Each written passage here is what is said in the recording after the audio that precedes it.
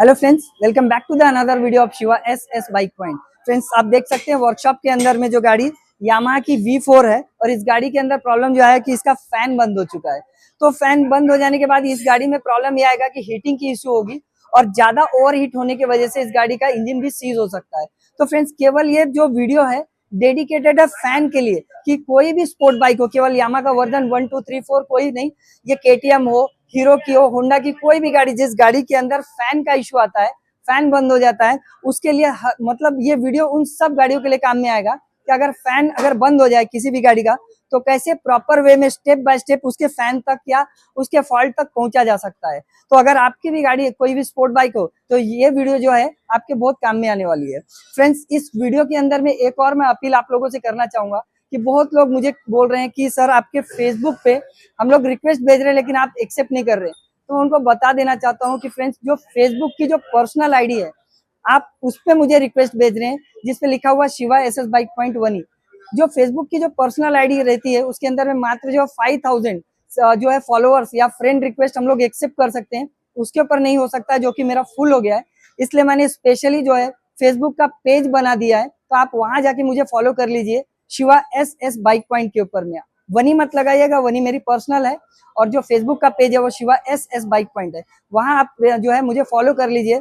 वहां जो मैं हर वीक का अपडेट जो वर्कशॉप से रिलेटेड डालते रहता हूँ। तो आइए इस वीडियो के अंदर में प्रॉपर इस फैन की जो है हम लोग शुरुआत, मतलब ये जो फैन बंद है उसको चालू भी करेंगे और देखेंगे कि वे क्या है, तरीका क्या है किसी भी गाड़ी का अगर फैन बंद हो जाए तो चालू करने का। तो आइए, अभी तक मेरे चैनल को आपने सब्सक्राइब नहीं किया तो प्लीज सब्सक्राइब कर लीजिए और वीडियो अगर आपको अच्छी लगी तो लाइक और शेयर कर दीजिएगा और पेज को भी फॉलो कर लीजिएगा। आइए इस वीडियो की प्रॉपर शुरुआत करते हैं। सो फ्रेंड्स, इस वीडियो की शुरुआत में मैं आपको एक चीज क्लियर कर देना चाहता हूँ कि 3 प्रकार के कूलिंग सिस्टम होते हैं। पहला जो होता है वो एयर कूलिंग होता है, जो हमारी जो आम कम्यूटर सेगमेंट की जो गाड़ियां रहती है वो एयर कूलिंग से मतलब हवा से ठंडी हो जाती है। दूसरा जो रहता है, जो कि आपने बजाज की गाड़ियों में देखे होंगे कि उसका जो रेडिएटर टाइप का यहाँ ऐसा बना रहता है, जो पीछे साइड से एक पाइप लगा रहता है, उसका ऑयल जो है रेडिएटर में जाता है, ठंडा होता है, तो ऑयल जो है कूल्ड सिस्टम कहलाता है। और तीसरा जो है कि जो वाटर कूल्ड कह सकते हैं या कूलेंट सिस्टम, जो रेडिएटर कूल्ड वाले जो रहते हैं। थर्ड जो है लिक्विड कूलेंट वाली जो गाड़ी होती है, तो इसके अंदर लिक्विड कूलेंट के अंदर में जो है बाकायदा जो है रेडिएटर के अंदर में कूलेंट डाला जाता है, जो कि अंदर जो जाता है और कूलेंट के थ्रू ये इंजन जो है कूल होता है, मतलब ठंडा होता है। फ्रेंड्स, ये जो गाड़ी है ये लिक्विड कूल्ड वाली, और यहाँ आपको जो चीज ध्यान रखने वाली है कि अगर आपके मीटर में यहाँ नोटिस कीजिएगा कि अगर आप एक मैकेनिक है या आप एक राइडर है, आप ध्यान रखिएगा, ये अगर सिंबल आ जाता है कंटिन्यू तो ये ओवरहीट का सिंबल है। और इस सिंबल के आने के बाद में हमको गाड़ी को राइड नहीं करनी है, गाड़ी रुका देना है और चेक करना है कि हमारा क्या बंद है, जैसे कूलेंट का प्रॉपर सप्लाई नहीं हो रहा, फैन नहीं चालू हो रहा, या क्यों ऐसा ओवरहीट का क्या कारण है, वो हमको ढूंढ के निकालना पड़ता है। तो फ्रेंड्स, इंजन की कूलिंग सिस्टम को समझने के लिए हमको 6 पॉइंट्स को याद रखना पड़ता है कि इसके अंदर ये देखिए, ये जो यहाँ पे लगा हुआ थर्मोस्टेट, उसके जस्ट नीचे में आप यहाँ देख रहे हैं, ये है ECT, engine coolant temperature sensor. इसका काम है कि एक प्रॉपर टेम्परेचर पे जो है फैन को चालू कराना और साथ ही साथ ये जो है फैन को बंद करवाना। ये इंजन का जो कूलेंट का टेम्परेचर जो है ECM को बताता है। दूसरा ये है थर्मोस्टेट। इस थर्मोस्टेट का काम है कि ये देखिए, रेडिएटर के नीचे वाले जो लोअर टैंक से जो कूलेंट आ रहा है वो डायरेक्ट रेडिएटर में जाता है, यहाँ पर ही कूलेंट यहाँ पे जो थर्मोस्टेट में आता है, और दूसरे वाले जो पाइप से सीधा निकल के इंजन में जाता है और इंजन से रोटेट होके वापस अंदर ही अंदर, ये देखिए यहाँ जो पाइप बना हुआ है ये अंदर ही अंदर आते रहता है और ये रोटेशन ऐसे ही चलते रहता है। ये नीचे से आएगा कूलेंट, यहाँ से इंजन में जाएगा और घूम के अंदर ही अंदर इस पाइप से निकलेगा। इसी तरह से कूलेंट रोटेट करते रहेगा। जब इसका टेम्परेचर 80 डिग्री सेल्सियस हो जाता है तब इसका थर्मोस्टेट जो है धीरे से 5 mm खुल जाता है। तब यहाँ से जो कूलेंट है ऊपर अपर वाले टैंक में चले जाता है ठंडा होने के लिए। लेकिन जब इसका टेम्परेचर 90 डिग्री हो जाता है तो ये जो 5 mm थोड़ा सा जो थर्मोस्टेट खुला रहता है वो पूरी तरह से 7 mm का खुल जाता है और यहाँ का जो गर्म वाला जो कूलेंट जो रोटेट कर रहा था वो यहाँ से सर्कुलेट होके डायरेक्ट अपर टैंक रेडिएटर में जाता है और फिर से वो ठंडा होके इन्हीं फिन्स के द्वारा, जब फैन ठंडा कर देता है, इन्हीं फिन्स के द्वारा वापस ठंडा होके नीचे की लोअर टैंक के पाइप से आता है और वापस रोटेट होके इंजन की तरफ में चला जाता है। तो आपने 2 चीजों को समझा, एक इंजन कूलेंट टेम्परेचर सेंसर और ये थर्मोस्टेट का, ये दोनों की वर्किंग समझा। तो इंजन कूलेंट टेम्परेचर जब है रिपोर्ट किसको करेगा, ECM को। तो थर्ड जो चीज है हमारा वो है ईसीएम, जो हमारी कूलिंग सिस्टम में फैक्टर करता है। ये ईसीएम को जब वहाँ कूलेंट टेम्परेचर सेंसर बताता है कि टेम्परेचर प्रॉपर इतना हो चुका है, उसी हिसाब से फैन को चालू कराता है। और यहाँ से ईसीएम क्या करेगा, यहाँ से जो 4th नंबर का ये देखिए रिले, ये फैन का रिले है, इसके अंदर जब वोल्टेज मिलते रहता है, जब कूलेंट टेम्परेचर सेंसर बताता है कि प्रॉपर जो टेम्परेचर हो चुका है 100 डिग्री सेल्सियस, उसी टाइम पे जो ईसीएम है वहां से ग्राउंड जो यहाँ पे रिलीज करता है। ये जब रिले के अंदर 4th नंबर का ये जो हम लोग समझ रहे हैं, रिले के अंदर जब ग्राउंड मिलता है तो उधर से देखेंगे कि यहाँ मैंने सभी चीजें खोल के रखा आपको समझाने के लिए। जब रिले ग्राउंड वहां से ईसीएम ग्राउंड देता है रिले को, तो वहां रिले में वोल्टेज बनता है और ये ब्लू कलर के वायर में जो है 12 वोल्ट की सप्लाई लेके आता है और ये फैन चालू हो जाता है। फ्रेंड्स, ये 5वें नंबर का जो पॉइंट फैन था, क्योंकि 4 चीजें हम समझ चुके थे, अब ये 5वें नंबर की चीज फैन थी। फैन जब चालू हो जाएगा तो ये रेडिएटर को भी भूलना नहीं है। 6 नंबर का जो फैक्टर करता है कूलिंग सिस्टम के अंदर में, ये रेडिएटर है। रेडिएटर के अंदर में कूलेंट अंदर ये फिन्स के अंदर में घूमते रहता है। तो 6 नंबर का जो चीज है कूलिंग सिस्टम के लिए काम करने वाला जो है रेडिएटर है। लेकिन 2 चीजों को और हमको ध्यान रखना है। कूलेंट हमारी गाड़ी में बिल्कुल ऑप्टिमम होना चाहिए। कूलेंट भी हमारा जो है 7वें नंबर पे काम करता है। और 8वें नंबर का जो वो भी एक इम्पॉर्टेंट चीज है कि इंजन में जो है ऑयल प्रॉपर रहना चाहिए, क्योंकि कई बार क्या होता है इंजन ऑयल भी कम रहा तो भी हीट का सिंबल आ जाता है गाड़ी ज्यादा गर्म होने की वजह से, या फिर कूलेंट कम रहा तो भी हीट का सिंबल आ जाता है। और कुछ केसेस में हमको ये देखने को मिला है कि गाड़ी का फैन बहुत जल्दी जल्दी ऑन होने लगता है। ऐसे केस में फ्रेंड्स दो ही प्रॉब्लम हो सकता है। या तो आपका कूलेंट खराब हो गया है, कम हो गया है लेवल, इंजन ऑयल कहीं हीट कर रही है, आपका इंजन हीट हो रहा है, या फिर यहाँ जो लगा हुआ है यहाँ पे एक ऑयल सील रहता है अंदर में, ये अगर लीक हो गया तो आपका इंजन ऑयल और कूलेंट आपस में मिक्स हो जाता है, जिसकी वजह से इंजन ऑयल पानी बन जाता है और जल्दी जल्दी जो है फैन चालू होने लगता है। तो अगर आपकी गाड़ी में फैन जल्दी जल्दी चालू होने का इश्यू आ रहा है और आपके इंजन ऑयल में कूलेंट मिक्स हो रहा है, निकालने के बाद पता चलता है, तो आपको यहाँ लगा वाला जो ऑयल सील है उसको चेंज करना पड़ेगा, तब जाके ये इशू शॉर्ट आउट होता है। फ्रेंड्स, अब मैं ये उम्मीद करता हूँ कि ये जो शॉर्ट समरी मैंने आपको दिया, इससे आपको कूलिंग सिस्टम का जो है वर्किंग प्रोसेस जो है उसका समझ में आ गया कि कैसे वर्क करती है ये।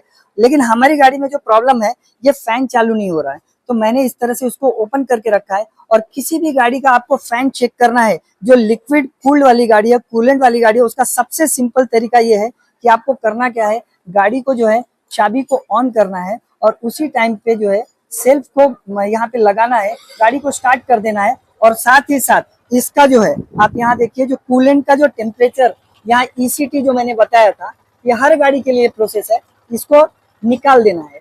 जैसे ही आपने ये कूलेंट टेम्परेचर सेंसर का ये सॉकेट निकाल दिया, उसी टाइम पे जो है ये आपका फैन अपने आप ऑटोमेटिकली ये जो फैन ऑन हो जाना चाहिए। पर हमारे केस में हमने अभी देखा कि हमने ईसीटी का जो सॉकेट है निकाल दिया, उसके बाद भी फैन जो चल नहीं रहा। अब हम ये देखेंगे, यहाँ देखिए ये कहीं फैन जाम तो नहीं, ये भी देख लेंगे। हमारे केस में ये हो रहा है कि फैन चल नहीं रहा और यही इस गाड़ी का फॉल्ट भी है। तो चलिए आप पूरी तरह से चेक करते हैं कि आखिर इस गाड़ी में फॉल्ट कहाँ है, या इसके वायरिंग में है, फैन में है, ईसीएम में है, कहाँ ये फॉल्ट है, उसको शॉर्ट आउट करते हैं। फ्रेंड्स, अभी अभी हमने देखा कि हमने ईसीटी टेम्परेचर निकाल देने के बावजूद भी इसका फैन जो है चालू नहीं हुआ। तो फैन जो हमारा जनरली ऐसे लगा हुआ रहता है और इसका ये जो सॉकेट है, ये यहाँ के सॉकेट से हमको निकाल लेना है। और इस तरह का देखिए अपने पास वायरिंग में कई बार ऐसा वायरिंग का जो पिन रहता है, सॉकेट रहता है, ऐसा ले लेना है और फैन को इसी पोजीशन पर लगे हुए रहने देना है। और इंजन ये जो वायरिंग साइड का जो सॉकेट है निकाल के इसको डायरेक्ट पहले आपको बैटरी से चेक करना है। तो चलिए इसके प्रोसेस पहले चेक करते हैं कि जब हमने इंजन जो कूलेंट टेम्परेचर सेंसर को सॉकेट निकाल दिया था, तभी भी ये फैन क्यों नहीं चालू हुआ। तो हमारा पहला डाउट जो है वो सबसे पहले जो जाता है फैन की तरफ। वैसे तो ये जाम नहीं है, फिर भी ये फैन जो है हम लोग लगा के इसको डायरेक्ट चेक करेंगे। आइए सबसे पहले ये देखते हैं कि ये डायरेक्ट में चालू होता है कि नहीं। फ्रेंड्स, आप क्या करेंगे, हम लोग डायरेक्ट जो है फैन को बैटरी पे लगा के देखेंगे। हमारी बैटरी हेल्दी है, चलिए आप लगा के देखते हैं। लगाइए, टच कीजिए, पूरा टच कीजिए, उंगली से टच कीजिए, चलिए अच्छे से टच कीजिए। ये देखिए फ्रेंड्स, मैंने तो फैन को पकड़ रखा है पर ये फैन कुछ चालू होने का नाम नहीं ले रहा है। इसका मतलब ये जो फैन है ये जाम हो चुका है। तो चलिए पहले जो है इसका फैन बदलते हैं, फिर से एक बार जो है कूलिंग टेम्परेचर सेंसर निकाल के देखते हैं। ये फैन एक्चुअली खराब हो गया, छोड़ दीजिए। तो फ्रेंड्स, ये हमने यामाहा का ले लिया है, ब्लोअर असेंबली इसका नाम है इस फैन का। और इसका अमाउंट जो है 1700 है। ये कुछ पार्ट कोड है, आप देख लीजिएगा। 1700 अमाउंट का ये हमने फैन ले लिया है। चलिए अब इसको फिट करके फिर से चेक करते हैं। सो फ्रेंड्स यहाँ देखिए मैंने इंजन कूलेंट टेम्परेचर सेंसर फिर से निकाल दिया ईसीटी को, और यहाँ पे चाबी जो गाड़ी की चालू है, और यहाँ पे हम लोग गाड़ी को स्टार्ट करते हैं। चलिए स्टार्ट किया, फैन दिखाइए, चलिए फैन दिखाइए। यहाँ देखिए फैन अभी भी चालू नहीं हुआ है, इसका मतलब सीधा निकल के आ रहा है कि जो ईसीएम है या तो ग्राउंड रिलीज नहीं कर रही है रिले में, या फिर इसका जो रिले खराब है। पर हमने इसका रिले चेक कर लिया फ्रेंड्स, अब उसकी वायरिंग और ईसीएम तक की वायरिंग चेक करेंगे, फिर ईसीएम तक चलते हैं। सो फ्रेंड्स राइट साइड में आप देख सकते हैं यहाँ ग्रीन कलर का जो है एक रिले लगा हुआ है, इसी को फैन रिले कहते हैं। और इस फैन रिले का आप देख सकते हैं स्पेसिफिकेशन कुछ इस तरह से लिखा हुआ है। इसके अंदर में जो है 4 वायर है फ्रेंड्स। सबसे पहला जो वायर आप यहाँ देख लीजिए, ये जो रेड कलर है ये डायरेक्ट वोल्टेज रहता है। ब्राउन कलर जो है चाबी ऑन करने के बाद में 12 वोल्ट आएगा। उसके बाद में जो व्हाइट पे जो येलो कलर है, और यहाँ पे और आइए क्लियर है और पास में आइए, व्हाइट पे जो ये जो येलो कलर है, ये जो व्हाइट पे येलो, ये ईसीएम ग्राउंड देगी, तब जाके ये जो ब्लू कलर के वायर में वोल्टेज निकलेगा जो फैन तक गया था। आपने देखा होगा ब्लू कलर के सॉकेट में जो ब्लू वायर था ये। तो इस तरह से देखिए हम लोग इसको चेक कर लेते हैं। पहला जो रेड वायर है वो डायरेक्ट है, चाबी अभी बंद है, और यहाँ देखिए बल्ब जल रहा है, यहाँ दिखा दीजिए बल्ब जल रहा है, मतलब ये चाबी बंद है। और इसी टाइम पे जो ब्राउन वाले वायर में हम लोग चेक करेंगे, यहाँ देखिए अभी यहाँ पे चालू नहीं है क्योंकि चाबी इस वक्त ऑफ की कंडीशन में। जैसे ही चाबी चालू करेंगे हम लोग, यहाँ पे लाइट जलना चाहिए। तो ठीक है, यहाँ भी जो है वोल्टेज प्रॉपर 12 वोल्ट आ रहा है। यहाँ जो हम लोग चेक करेंगे, जो वोल्टेज ये 12 वोल्ट, ये जो 2 वोल्टेज वाले हैं वो जंप होगा 12 वोल्ट ये ब्लू कलर के अंदर। तो अब जो वायर को हम लोग यहाँ चेक करना है, देखिए ब्लू कलर के वायर में हमने एक बल्ब का जो है ये पोर्शन लगा दिया, और दूसरा जो है व्हाइट से ले रहे हैं हम लोग, ग्राउंड ले रहे हैं। अब इसी कंडीशन में यहाँ देखेंगे हम लोग कि हम लोग जब गाड़ी को स्टार्ट करते हैं, यहाँ दिखा दीजिए फिर से, यहाँ पे इंजन कूलेंट टेम्परेचर सेंसर बाहर निकाला हुआ है। इसी कंडीशन में जो है जब हम गाड़ी को स्टार्ट करेंगे बल्ब जल जाना चाहिए। चलिए देखते हैं कि ईसीएम ग्राउंड दे रहा है कि नहीं।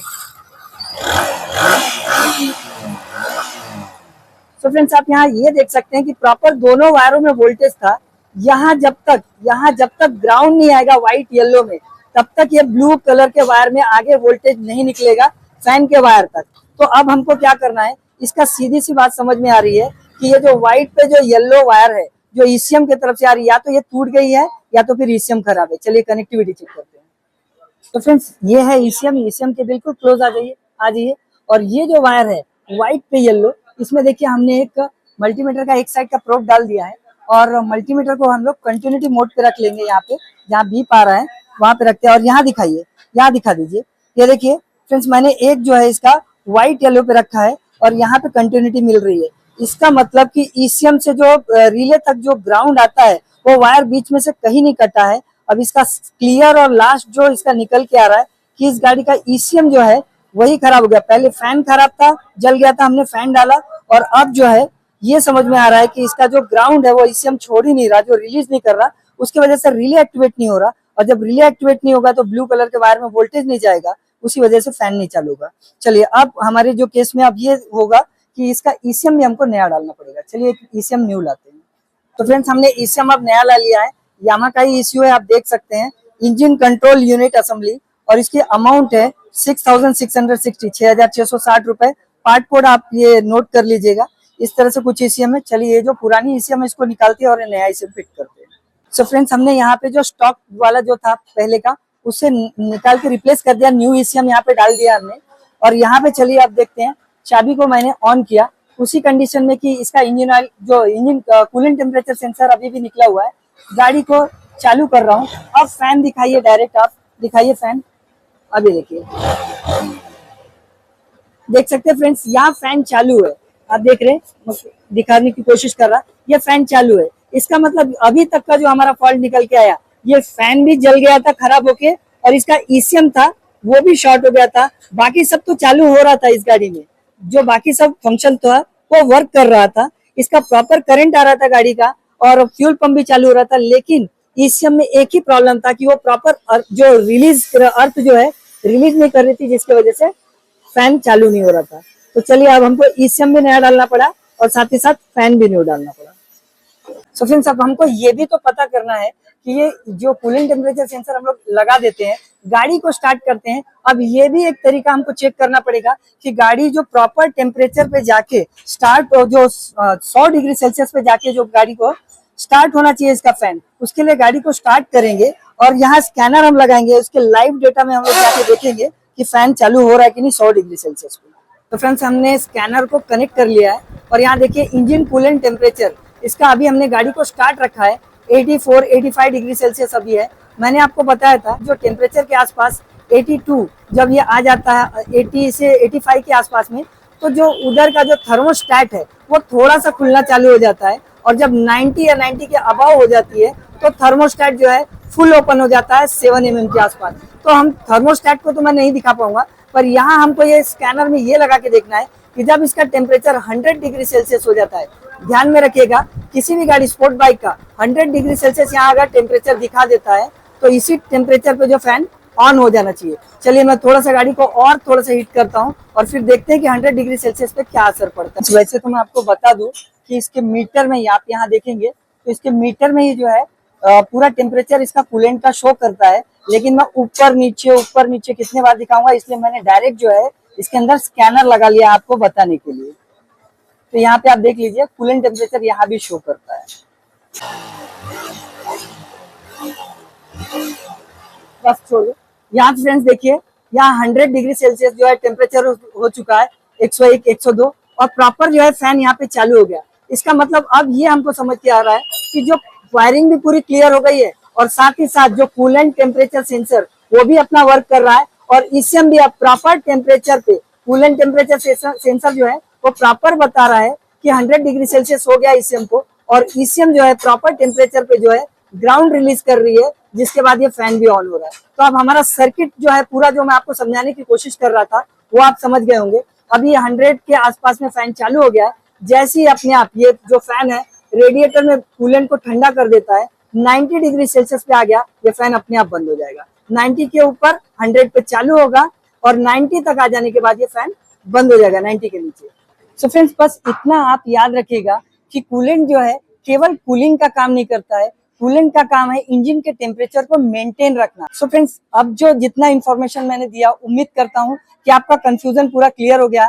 फैन या इससे रिलेटेड कूलिंग से रिलेटेड अगर कोई इश्यू आएगा आपको अगर आगे, तो आप इजीली इस वीडियो के बाद में सॉल्व कर सकते हैं। तो चलिए फ्रेंड्स इस वीडियो से अगर आपको कुछ सीखने को नया मिला होगा तो प्लीज चैनल को सब्सक्राइब कर दीजिएगा, वीडियो को लाइक और शेयर भी कर दीजिएगा, सोशल मीडिया पे आप मुझे फॉलो कर लीजिएगा। मिलते हैं किसी और वैल्यूएबल टॉपिक के साथ में। Thank you for watching. जय हिंद।